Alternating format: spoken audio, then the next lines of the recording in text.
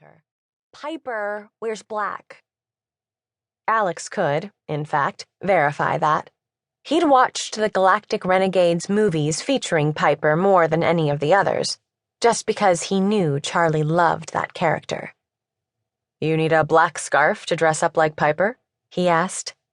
Rachel shot him a look that clearly said, "Don't you dare offer to buy her a black scarf." He and Rachel weren't a typical couple. They weren't in love. They hadn't raised Charlie together for the first 10 years of her life. But apparently he could read Rachel's looks already. He supposed that was something. "I need a whole Piper outfit," Charlie said, climbing up onto one of the stools that sat at the island in Rachel's kitchen.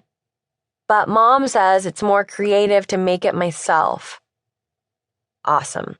He was already being torn between going along with Rachel's rules and wanting to please Charlie. "I met a woman who makes costumes," he said, reaching for one of the plates. "I wonder if she could do Piper." Rachel gave him a frown. "We could have someone make a Piper costume?" Charlie looked as if he'd just told her he knew someone who could make her a flying pony. Okay, he hadn't actually met the woman who did costumes for the Super U class, but he'd seen her, and he knew how to get a hold of her. Of course, that would require him to call or stop in at Active Imagination, and he wasn't sure that was a good idea. "I think so," he said carefully. He tried to give Rachel a look that said, "No worries, I've got this." Rachel's frown deepened. So his look hadn't gone through. Maybe they weren't that great at the wordless communication yet.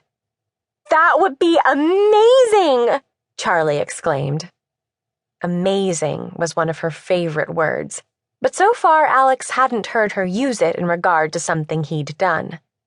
It only took one time and he was addicted. He grinned at her. "I'm glad you think so. Let me see what I can do." What he could do was go to Maya Goodwin's studio and hire her friend to make the costume. That seemed simple enough.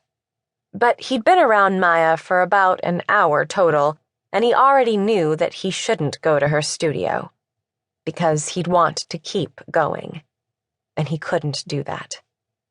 He was not in a place to start something with Maya. Or anyone. The two females he needed to concentrate on were in this kitchen with him right now. Yes, Charlie needed him, but so did Rachel. She'd raised his amazing daughter on her own while going to school and working. The least he could do was give her his time and support and attention now that she was back in his life. "I just really think it's more fun if you make the costume yourself," Rachel told Charlie, handing her 3 tacos with the lettuce removed. Alex made a note that Charlie didn't like lettuce, at least on tacos. As he'd learned about strawberries the other day, her not liking them on top of yogurt did not mean she didn't like them in other ways. He'd been making a lot of notes, mental and actual, over the past couple of months. "But this is red," Charlie said with a sigh, dropping the scarf on the floor. She picked up a clump of cheese and ate it, seemingly devastated about having the wrong-colored scarf. "Then maybe you can find something that's black that you can use instead of the scarf," Rachel said, giving Alex a look over Charlie's head. He understood that look, too. Leave it alone. Alex diverted the conversation, making small talk with Rachel, listening raptly as Charlie told him about school and an upcoming science project her class would be working on. "Speaking of projects, I was hoping you'd help me with an art thing I want to do with the kids next Wednesday," Rachel told Charlie, gathering up the taco wrappers and sauce packets from their dinner and sweeping them into the trash can. "I got a bunch of glitter glue on sale." "Okay," Charlie said with a shrug, "but Toby doesn't like glitter." Rachel turned back, drying her hands on a dish towel.